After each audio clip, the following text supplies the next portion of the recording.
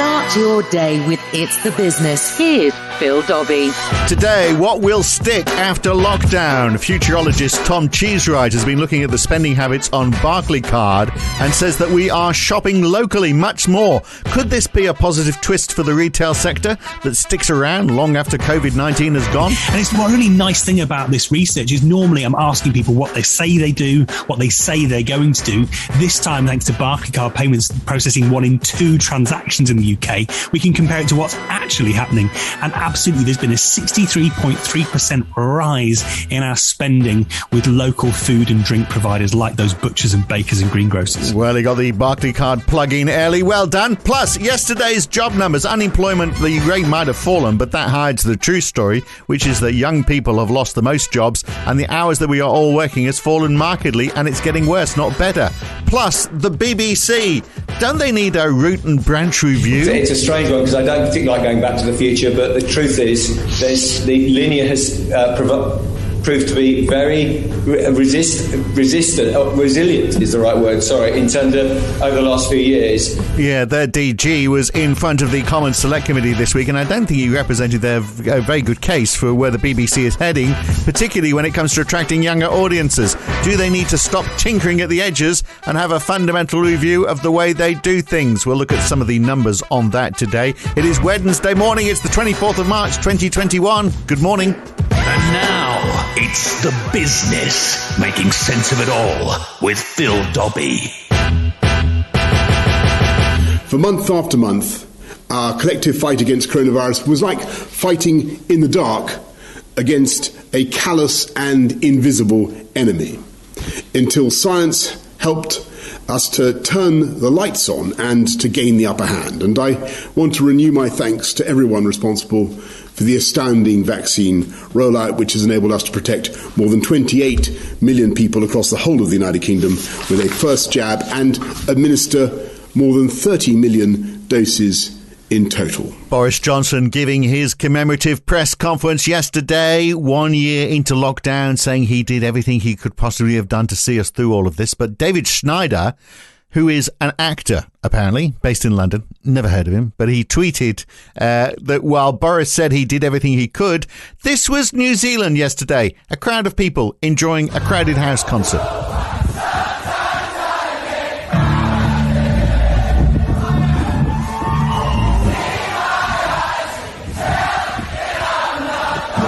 Amazing, isn't it? People out enjoying themselves without the police wading in and trying to break everyone up, because they've got it under control there and they can basically do what they want. Except, of course, leave the country or let anyone in. So I hope they like Crowded House, because that's the only band that they're going to see next year or the rest of this year. And maybe Crowded House could write some new songs, just to break the monotony as well. That would be good, wouldn't it? That'll be us, though, one day out enjoying ourselves. But there are also things that we have done during the lockdown that we are going to want to keep. Things that we will keep doing after COVID-19 is but a distant memory. Although Chris Whitty, of course, yesterday was saying it will never be a distant memory. It's going to be with us forever. That's an encouraging thought, isn't it? But look, we'll look today at what are the things that we will keep doing after COVID-19 is at least under control. Now, very misleading headlines in the papers yesterday on the latest labour market statistics from the Office of National Statistics. The unemployment rate has fallen in the 3 months to January to 5% from 5.1%. No big drop, but still it's heading in the right direction for the that's based on the 3 months to December. So whereas the expectation from economists was that the unemployment rate would tick up slightly. So that sounds good, doesn't it? Unemployment rate's fallen. Here we are in the midst of a pandemic. But these are misleading numbers. Don't always believe what you read. Greg Thwaites, the research director at the Resolution Foundation, gave a more meaningful perspective when he tweeted this yesterday. Employment fell at the end of 2020 as the autumn redundancy spike worked its way through.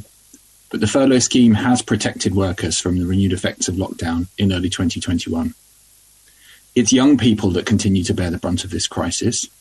Payroll employment amongst those aged 24 and under is down 11% on pre-crisis levels, compared to only a 1% fall across other age groups.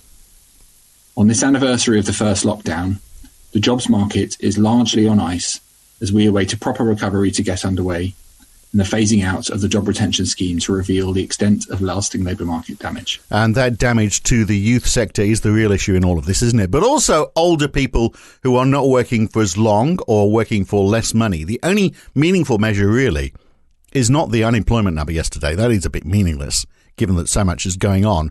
It's really the snapshot of the hours worked, particularly when people are being furloughed or working part-time. What is the real work?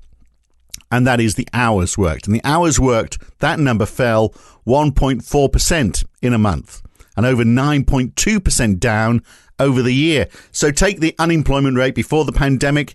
If you look at the hours worked, assume it's 9% worse, although a chunk of that is going to be furloughed workers, people not working at all, and you'd hope that some of that is going to come back eventually. But these numbers are not good. And then you try and figure out, unemployment, we're told, has fallen on the last month, but the amount of time that people are working has also fallen. So that is counterintuitive, isn't it? And also, you'd assume that if people are working less, then earnings would be less as well, you'd assume. And yet, the amount of money we earn on average has risen £572 per week in January in the figures that were released yesterday, compared to only £548 in January last year. That is a 4% increase over the year. So how can that be happening? Well, that is because that is an average figure. And the truth is, lower paid workers are the ones who've lost their jobs. So that means the average salary is ironically pushed up because you've got more better paid workers who have survived through all of this. The public sector has upped salaries too, and a big part of that is going to be that they are keeping the chiefs and getting rid of the Indians. So a 5% increase in the public sector. And the finance sector, well, actually, it's not happening so much there because people are leaving. It's just that there's more people employed in the finance sector. It just shows, doesn't it? Nothing can bring down the finance sector. If it does, then, of course, we step in and save it. But this time around, it's sort of doing okay. It's actually employing more people. So you can't blame this on the fact that lower paid jobs are disappearing in that sector. And yet their wages have gone up 8% during the pandemic. That's just more people getting paid well. So you can report that the unemployment number has fallen and say that's a good thing, and that is the way it was widely reported yesterday. Or you can look into the numbers and see that we are working less, lower paid workers have lost their jobs, young people have lost their jobs, the finance sector is growing in size and in salaries, so the rich-poor gap is growing through all of this, and conclude that maybe there was nothing particularly good in those employment numbers yesterday. It just shows you can do anything you want with numbers. And we know that they're going to get worse as companies come out of furlough, particularly if we see Liberty Steel collapse, which we talked about on the podcast last week, which seems eminently possible.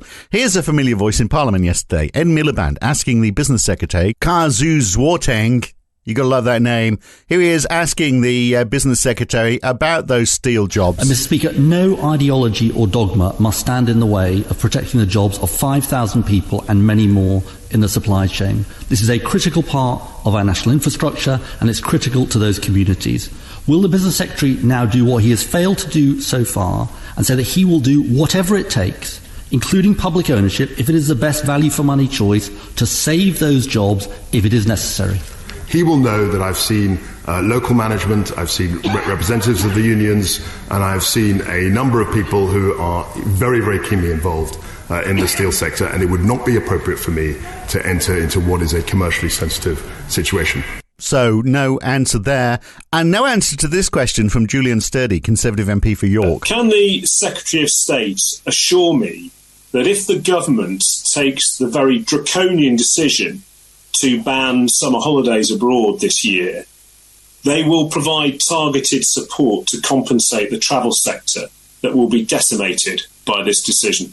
When I took the office 2 months ago, the thing that the travel sector, the hospitality sector assured me that they needed more than ever was a roadmap and support. And I'm very pleased to say that my right honourable friend, the Prime Minister, came up with his roadmap on the 22nd of February, and the Chancellor on the 3rd of March extended considerable supports to the economy to an unprecedented extent. But I'd be very happy to meet him to talk about if there are further actions that he would want to see.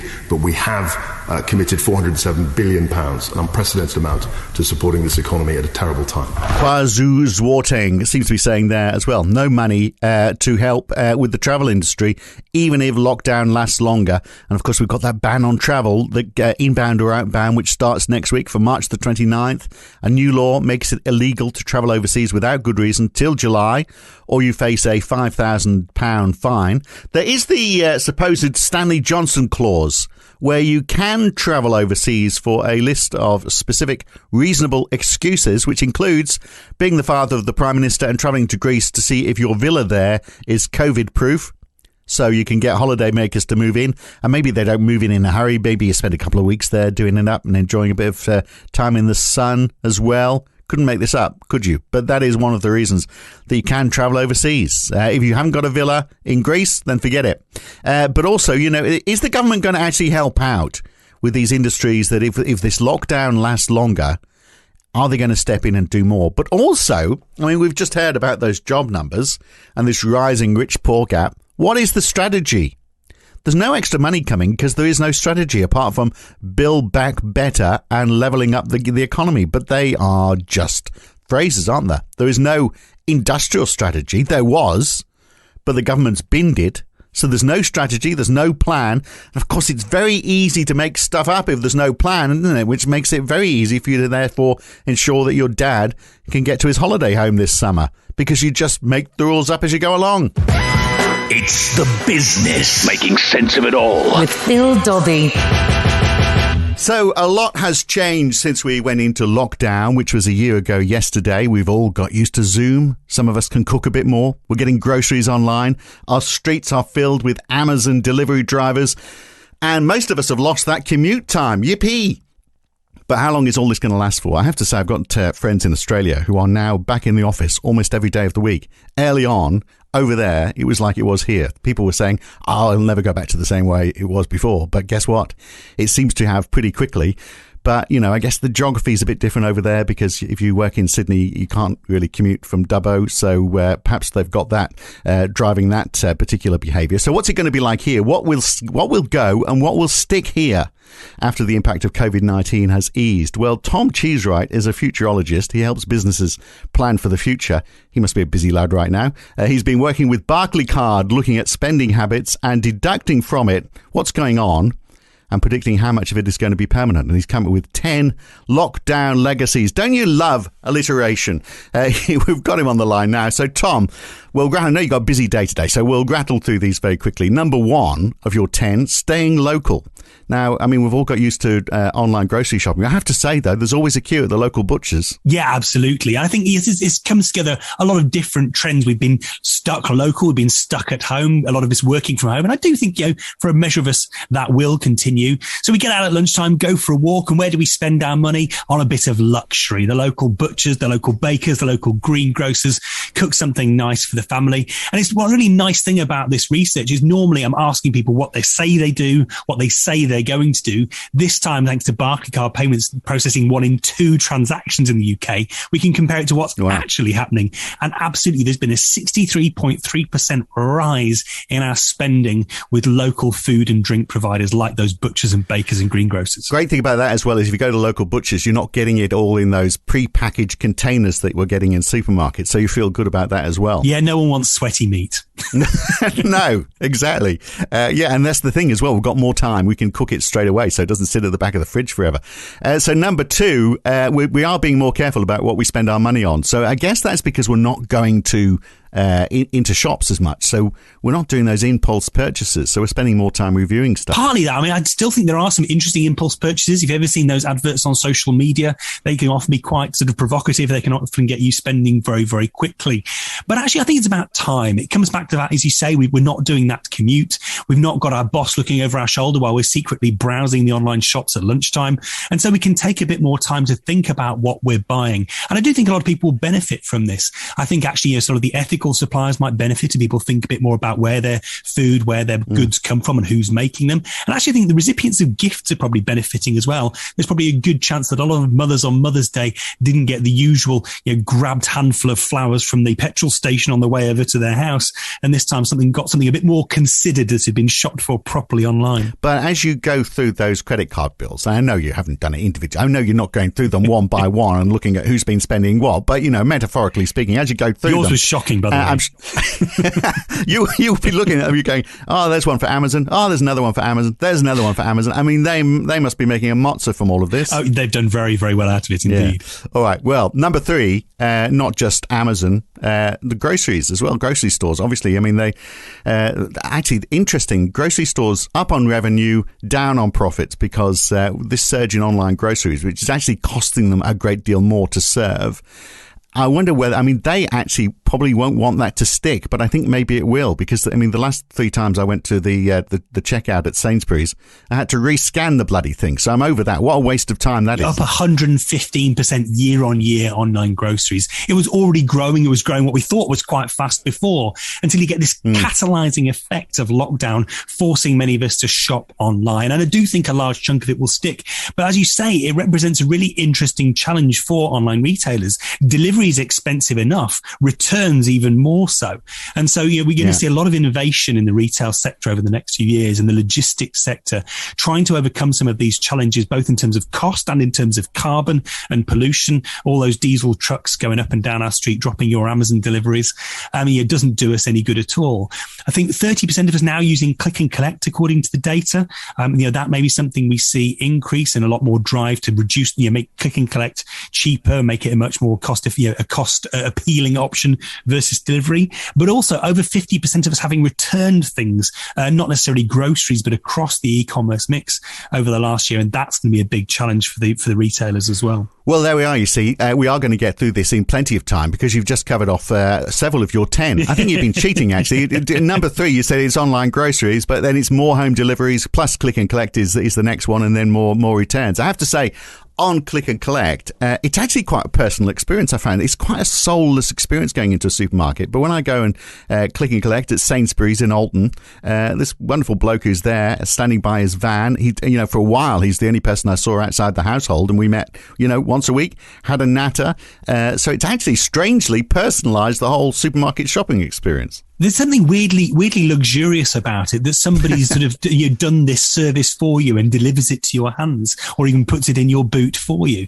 I think we do like that. The more and more time we spend doing things digitally, the more I think we appreciate that human touch. Yeah, well, it is a long way, isn't it, from self-service checkouts? It's the exact opposite, which is where supermarkets were heading. So maybe sort of more personalised service will be something that comes out of this. But of course, they've got to make the maths work. And with shopping online for groceries, I've always had in the past, the reason why, and I wonder whether this is the same for lots of other people, the reason I haven't done it is because I've always thought it's more expensive. It's actually because you don't get all the discounts that you get, the end caps at the end of the aisles. So they're giving you all those discounts. I don't think you get those online. But now, having experienced online shopping for a year, I couldn't care. If it costs a bit more, it costs a bit more, but it's a darn sight easier. It's something we've revalued over the last year. And I did some research recently. I was interviewing a lot of people about this sort of anecdotal experience. And so many of them talked about what they've done with the time they've regained from not having the commute. And that's, and I think it's made us more conscious of other ways that we can reclaim some time. Okay, I can just redo last month's or last week's order online rather than going and spending an hour schlepping around the supermarket. Maybe I'll do that and reclaim that time and do something else with it. That said, though, I think, that doesn't mean that lots of us won't still be going to the supermarket and having that offline experience and that opportunity to discover. Yeah, well, you've still got to kind of, and there's always the essentials that you've forgotten about, you've got to nip out for, but, maybe you do that locally as well. It's just the economics of it all, isn't it? So you talked about returns. How economical is it for a business? If people are trying stuff on at home, then sending it back, then they're sending it out again. For example, you've got a 14-year-old trying to figure out what pair of shoes for a fast-growing 14-year-old is not the easiest thing to do online. It's a lot easier to go and try on a pair of Clarks in the shoe store. So there's some things that are very problematic that we've just had to put up with, which I think we will drop pretty quickly when we can. Yeah, I think there's those practical things like trying on shoes, but 4 in 10 of us said we're going to go back to the supermarkets, or rather we will always do all our shopping at supermarkets. And I think it's as much about sort of discovery and serendipity as anything else. I find it really hard to find inspiration when I'm shopping online. If I don't know what I want, then it's really difficult. If I do know what I want, it's great. But if I don't know what I want to go and browse somewhere. I want to go and look around. I want to go and get inspiration. And so I think for those reasons, we're still going to have very much a mix post-lockdown in terms of our modes of shopping. Right. Now, I'm not sure where we are on our list of 10. You broke it, not me. Sorry. Just for the record. Working out. We're doing it away from the gym. Well, we have to because the gyms are closed. So either we work out away from the gym, or for many of us, we just don't. But I'm getting back on my bike, honest. But the streets are filled with joggers and cyclists. They have been all the way along, haven't they? Yeah, and every beauty spot is filled with people getting out walking, a dramatic increase in the number of people discovering the joys of hiking and, what is known as wild swimming, if you're in London, or just swimming if you're out of London, We've rediscovered the joys of the outside world. And we see this both in terms of the survey data. 24% of people say they're getting out and exercising either at home or away from the gym. And we see it in terms of the spending data as well, a 90+% increase in spending on outdoor goods. Yeah, well, that Google, or was it Apple, one or the other, they both have their mobility numbers, don't they? And I think walking is like 300 or 400%, something phenomenal up on what it was before. And you drive along the country lanes or cycle along the country lanes, it's full of people. Before they were empty.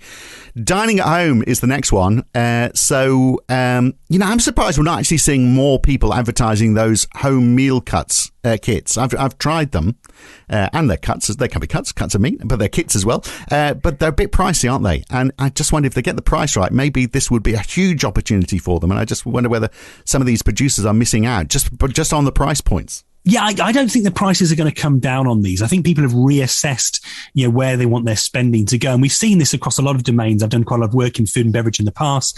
And you look at sort of drink spending, alcohol spending, people buying less, drinking fewer drinks, but drinking higher quality. I think the same thing's happening on food. And this has been a real lifeline, actually, for a lot of small local producers, turning their kitchens that now can't support, can't provide for people who are coming into the restaurants into effectively the sort of dark kitchens that support the takeaway market, and providing these meal kits to people. I think that's very much going to continue because these companies have realized that they, despite thinking that they were, a one-trick pony, they could only support people sitting inside the restaurant. They do have a diverse source of income there that could make these businesses both more resilient and actually more profitable as well.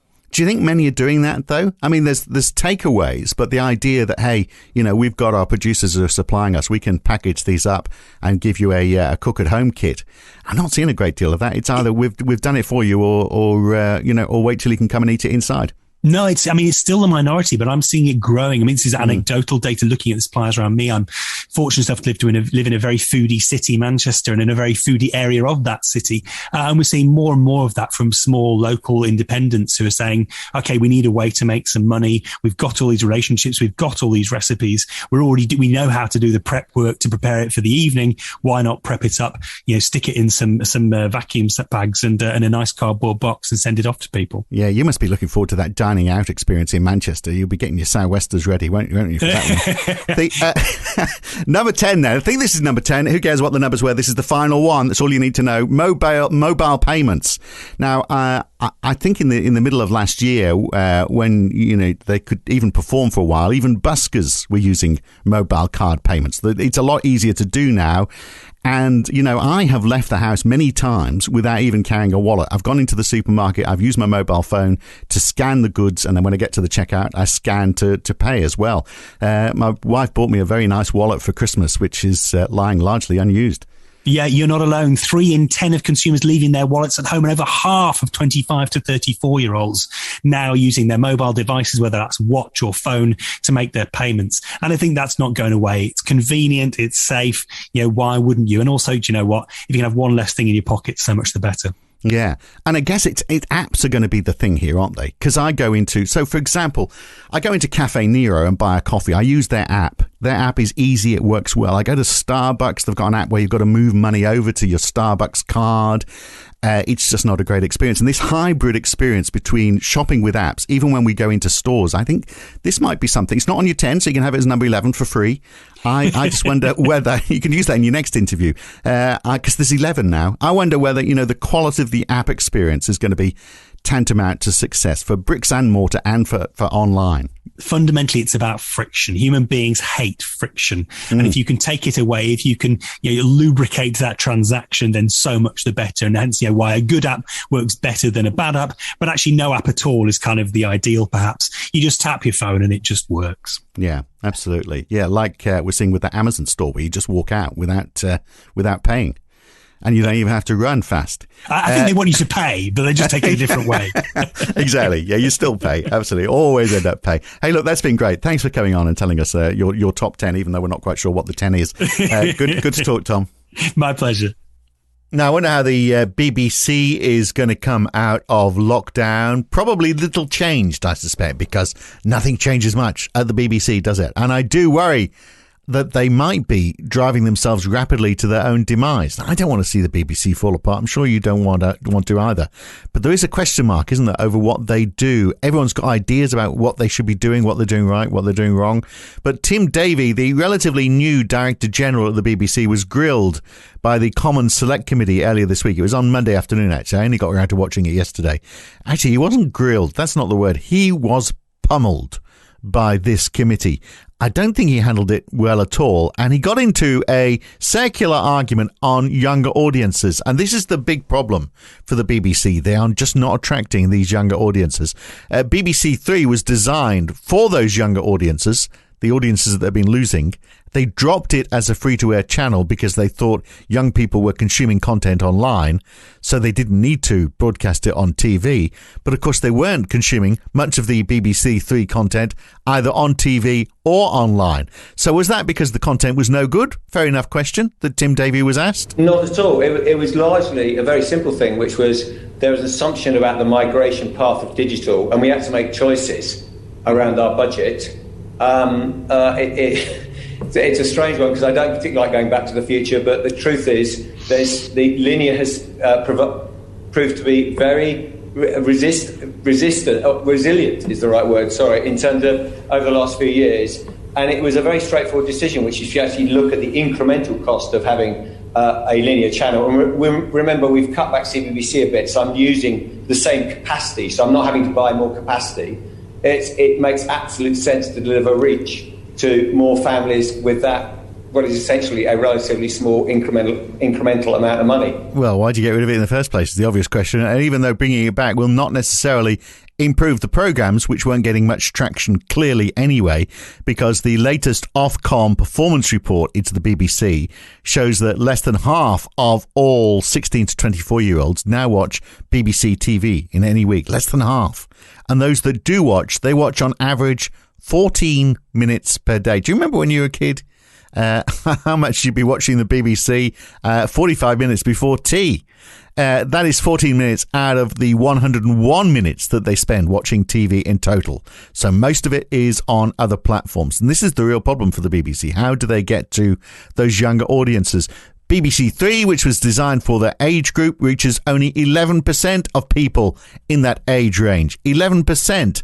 And the number of minutes that they're watching it per day is so small they couldn't even measure it. It was too small for the sample size. So it was made worse when they took it off free-to-air TV and made it online only, but it's still a problem. How are they going to make it any better? Bringing it back from online onto TV is just going back to where they started from. It's not going to improve the situation.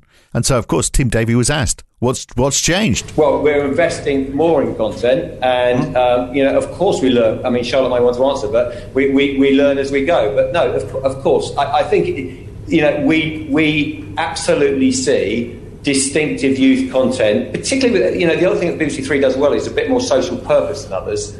So we're not just about hunting for audience, we're also doing about the right things on the BBC purposes. I think we're getting better at that. I think there's some fantastic shows on BBC Three. Which would be fabulous, wouldn't it, if anyone was watching them? And they're trying to do the same with the radio, bringing their local radio to younger audiences. I wonder how that's going to work out for them. Currently, less than 7% of all 15 to 24-year-olds will listen to BBC local radio at all in any week, and for an average of 24 minutes a day. But a third of all 15 to 24s listen to Radio 1. So why change local radio into Radio 1? And they have revamped all those rarely listened to local radio stations. They've got jazzy new jingles. They've got upbeat presenters, same old presenters, just a bit more upbeat. They don't know what they're putting something in their tea, trying to win the youth vote. But does it work? This is the station where Leslie McCabe wakes you up between 6 and 10. Through your morning, it's Sarah Gorrell and your afternoon show with me, James Cannon. We've got great music. Mainly from the 70s. Well, Dr. Phyllis Chan, GP, is going to be on in half an hour. GP. Have you got a question? If you want to speak to Dr. Phil... I mean, don't they get the point that young people probably don't want to listen to people moaning about their health? And the BBC has this preoccupation with reporting on ill health. Now, I know, there is a virus going around at the moment, but really, I would hate to see the BBC go. But really, there does need to be a root and branch review, doesn't there, to try and figure out what the BBC should be doing. And I'm not sure that can be done from within. And while they don't do that, they're going to keep on leaving themselves open to attack, like the front page of the Daily Express today is blasting the BBC. Boris blasts out of touch BBC is the headline. He says it's got an instinctive metropolitan bias and was pretty detached from a lot of the country during the 2016 referendum. I agree with him on that, but possibly for the opposite of the way he sees it.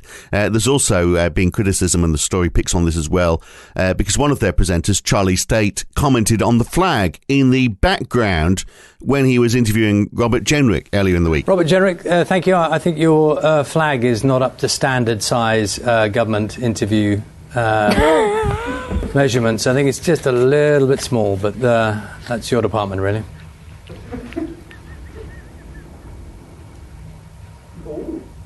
It's just a thought. The picture of the Queen. You'll be aware that every time we've seen it every day, haven't we? It's a stock. Always a flag thing, isn't it? Always a flag. They had the picture of the Queen there as well, though, in the Westminster office, I'm assuming. Yeah, that's fair enough, isn't it? I mean, they are dead right. We've got this enforced patriotism now. The American style is being brought on us, and it's obviously a directive from the government that every government minister, when they appear on TV now, there has to be a flag stuffed in there somehow. It doesn't matter whether it looks like it's just been put there a few seconds before, which obviously it has in most cases. This is clearly a directive from the government. I'm not quite sure why. They obviously think if they do that, then we'll all get behind the flag, we'll all start flag waving, and that might distract us from what else is going on. This is not British, is it? I mean, weren't we the quietly confident nation that didn't need to flag wave to know that we were British? And this is not mocking the flag, this is mocking the government that keeps putting it behind every minister when they appear on TV, thinking that it's going to bring the country together. But anyway, there we are, ho-hum. Most papers today are covering COVID-19 1 year on, of course. Our grief and loss, front page of the Metro today. This will haunt me for as long as I live. A picture of quite an ill-looking Boris Johnson on the front of the Daily Mail. He definitely needs to get out and get some sun. The Times, bell tolls for 126,000 lives lost. Children in line for COVID jabs from August, they also say. But could we actually come out of this better than most? I mean, even though per head of population we have one of the worst death rates, at least now it's slowed down to a trickle. 85 deaths on average each day for the last 7 days, compared to an average of more than 1,200 earlier in the year. Although we are still getting 5,500 new cases each day, even though half the adult population has been vaccinated. But that was 60,000 just after Christmas, so it's come well down. France never got that high, but their cases keep rising up to 29,000 a day now. Almost 4 million people currently infected. That's more than 250 deaths each day. And Italy has real problems, 551 deaths there yesterday. So, don't set your hopes on that trip to the Amalfi Coast this summer, even though it would be nice, wouldn't it? In fact, the headline on the Eye this morning morning. Summer 2021. Holidays at home again, it says. Boost to UK domestic tourism as public prepares for summer on home soil.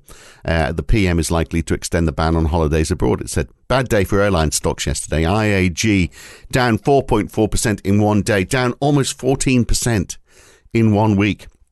It must be like banging a head against a wall for the airline industry. And the US, Bloomberg is saying today, if all Americans who are eligible for the vaccine took it, the whole thing could be over by autumn. That would mean 8.3 million fewer virus cases this year and would trigger an economic boom, according to the projections, with fourth quarter GDP 2% faster and an extra 2.6 million jobs created by December. But instead, what's happening is there's vaccine hesitancy, which means a quarter of the population just won't take it. And if personal contact gets to 70% of pre-pandemic levels, then that could be the perfect storm for a big jump in COVID cases in the United States, with another 4.6 million people catching the virus. That's what the models are telling them. So thank goodness in Britain, we do what we're told. Perhaps because we all had overbearing parents. Is that what it is? Well, it's playing to our advantage right now, isn't it? Now, look, tomorrow, I think we're going to be talking about advertising. We'll look at the shifting pattern of advertising during the pandemic. Then on Friday, how you can maximize your online sales. We're going to look at data around shopping carts and the whole online buying process. All that, plus, of course, the other big news stories of the day, business news stories. So if you haven't told your friends about us yet, do it now. Now is the time. Tell them to visit itsthebusiness.co.uk or itsthe.business or wherever good podcasts are found. We're there too. And phil@itsthe.business is my email. That's it for today. Back tomorrow. It's The Business with Phil Dobbie. Listen online at itsthe.business or wherever good